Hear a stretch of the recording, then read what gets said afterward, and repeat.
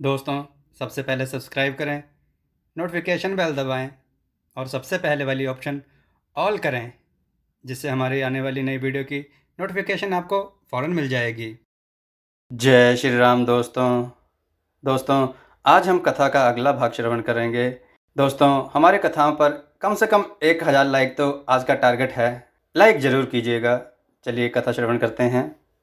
पछता रही थी कि मैंने व्यर्थ ही इनसे सांप दिखाने को कहा, मगर कैलाश एक ना सुनता था। प्रेमिका के सम्मुख अपने सर्प कला प्रदर्शन का ऐसा अवसर पाकर वह कब चूकता। एक मित्र ने टीका की, दांत तोड़ डाले होंगे। कैलाश हंसकर बोला, दांत तोड़ डालना मदारियों का काम है, किसी के दांत नहीं तोड़े गए, कहिए तो दिखा दूं। कहकर उसने एक काले सांप को पकड़ लिया और बोला, मेरे पास इससे बड़ा और जहरीला सांप दूसरा नहीं है। अगर किसी को काट ले तो आदमी आनन फानन में ही मर जाए, लहर भी ना आए। इसके कांटे का कोई मंत्र नहीं, इसके दांत दिखा दूं। मीना ने उसका हाथ पकड़कर कहा, नहीं नहीं कैलाश, ईश्वर के लिए इसे छोड़ दो, तुम्हारे पैर पड़ती हूं। इस पर एक दूसरा मित्र बोला, मुझे तो विश्वास नहीं आता, लेकिन तुम कहते हो तो मान लूंगा। कैलाश ने सांप के गर्दन पकड़कर कहा, नहीं साहब, आप आंखों से देखकर मानिए। दांत तोड़कर वश में किया तो क्या किया। सांप बड़ा समझदार होता है, अगर उसे विश्वास हो जाए कि इस आदमी से मुझे कोई हानि ना पहुंचेगी तो वह उसे हरगिज न काटेगा। मीना ने जब देखा कि कैलाश पर इस वक्त भूत सवार है तो उसने यह तमाशा ना करने के विचार से कहा, अच्छा भाई, अब यहाँ से चलो, देखा गाना शुरू हो गया है, अब मैं भी कोई चीज सुनाऊंगी। यह कहते हुए उसने कैलाश का कंधा पकड़कर चलने का इशारा किया और कमरे से निकल गई। मगर कैलाश विरोधियों की शंका समाधान करके ही दम लेना चाहता था। उसने सांप की गर्दन पकड़कर जोर से दबाई, इतनी जोर से दबाई कि उसका मुंह लाल हो गया, देह की सारी नसें तन गई। सांप ने अब तक उसके हाथों ऐसा व्यवहार ना देखा था।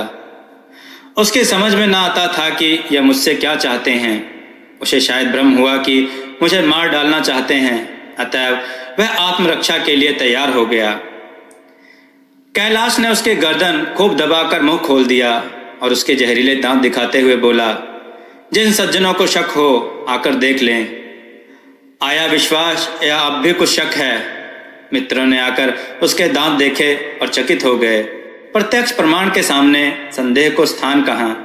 मित्रों की शंका निवारण करके कैलाश ने सांप की गर्दन ढीली कर दी और उसे जमीन पर रखना चाहा, पर वह काला गेहूं क्रोध से पागल हो रहा था। गर्दन नरम पड़ते ही उसने सिर उठाकर कैलाश की उंगली में जोर से काटा और वहां से भागा। कैलाश की उंगली से टप टप खून टपकने लगा। उसने जोर से उंगली दबा ली और अपने कमरे की तरफ दौड़ा। वहां मेज की दराज में एक जड़ी रखी हुई थी, जिसे पीस कर लगा देने से घातक विष भी रफू हो जाता था। मित्रों में हलचल पड़ गई।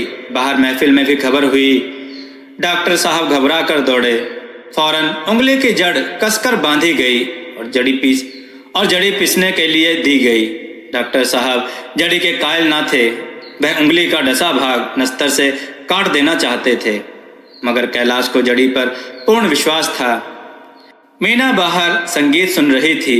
यह खबर सुनते ही वह दौड़ी और कैलाश की उंगली से टपकते हुए खून को रुमाल से पोंछने लगी।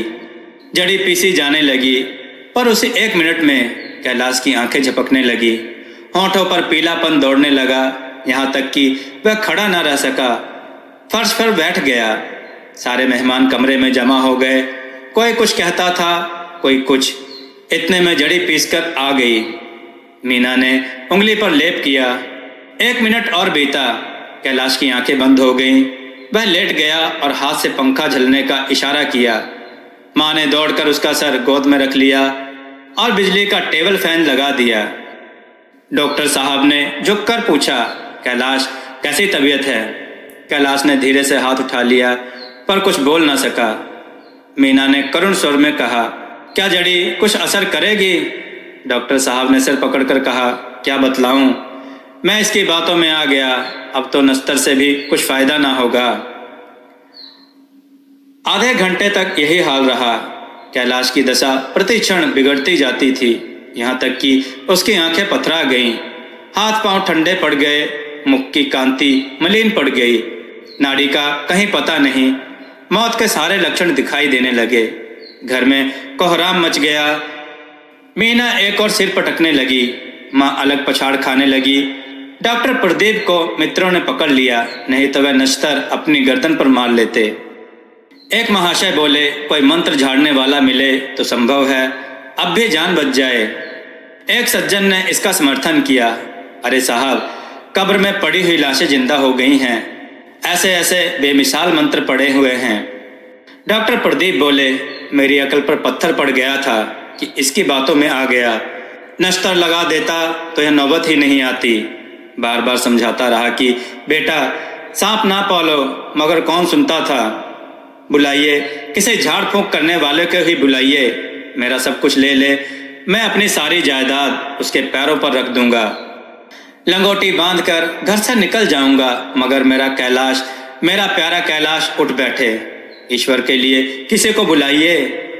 एक महाशय का किसी झाड़ने वाले से परिचय था। वह दौड़कर उसे बुला लाए, मगर कैलाश की सूरत देखकर उसे मंत्र चलाने की हिम्मत न पड़ी। बोला, अब क्या हो सकता है सरकार, जो कुछ होना था हो चुका। अरे मूर्ख, यह क्यों नहीं कहता कि जो कुछ ना होना था वह कहाँ हुआ। माँ बाप ने बेटे का चेहरा कहाँ देखा। मीना का कामना तरुर क्या पल्लव और पुष्प से रंजित हो उठा।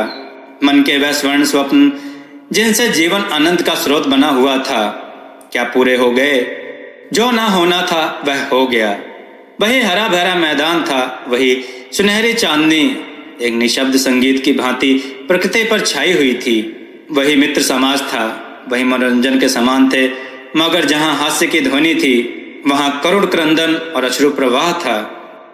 शहर से कई मील दूर एक छोटे से घर में एक बूढ़ा और बुढ़िया अंगीठी के सामने बैठे जाड़े की रात काट रहे थे।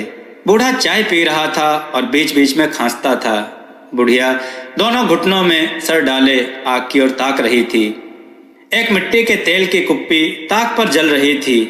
घर में न चारपाई थी न बिछौना। एक किनारे थोड़ी सी पुआल पड़ी हुई थी। इसी कोठरी में एक चूल्हा था। बुढ़िया दिन भर उपले और सूखी लकड़ियां बटोरती थी। बूढ़ा रस्सी बटकर बाजार में बेच आता था। यही उनकी जीविका थी। उन्हें ना किसी ने रोते देखा न हंसते। उनका सारा समय जीवित रहने में कट जाता था। मौत द्वार पर खड़ी थी, रोने या हंसने की कहाँ फुर्सत। बुढ़िया ने पूछा, कल के लिए सन तो है नहीं, काम क्या करोगे। जाकर गांव के साहू से 10 सेर सन उधार लाओ। उसके पहले के पैसे तो दिए ही नहीं और उधार कैसे देगा। ना देगा ना सही, घास तो कहीं नहीं गई। दोपहर तक क्या 2 आने की भी ना काटूंगा। इतने में एक आदमी ने द्वार पर आवाज दी, भगत भगत क्या सो गए, जरा किवाड़ खोलो। भगत ने उठकर किवाड़ खोल दिए। एक आदमी ने अंदर आकर कहा, कुछ सुना, डॉक्टर प्रदीप बाबू के लड़के को सांप ने काट लिया। भगत ने चौंक कर कहा, प्रदीप बाबू के लड़के को? वही प्रदीप बाबू है ना, जो छावनी में बंगले में रहते हैं। हाँ हाँ वही। शहर में हल्ला मचा हुआ है, जाते हो तो जाओ, आदमी बन जाओगे। बूढ़े ने कठोर भाव से सिर हिलाकर कहा, मैं नहीं जाता, मेरी बला जाए। वही प्रदीप डॉक्टर है, खूब जानता हूँ। भैया लेकर उन्हीं के पास गया था।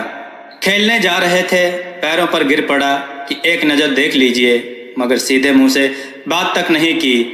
भगवान बैठे सुन रहे थे। अब जान पड़ेगा कि बेटे का गम कैसा होता है। कई लड़के हैं? नहीं जी, यही तो एक लड़का था। सुना है, सबने जवाब दे दिया। भगवान बड़ा कारसाज है। उस वक्त मेरी आंखों से आंसू निकल पड़े थे, पर उन्हें तनिक भी दया ना आई थी। मैं तो उनके द्वार पर होता तो भी ना पूछता। तो ना जाओगे? हमने तो सुना था, सो कह दिया।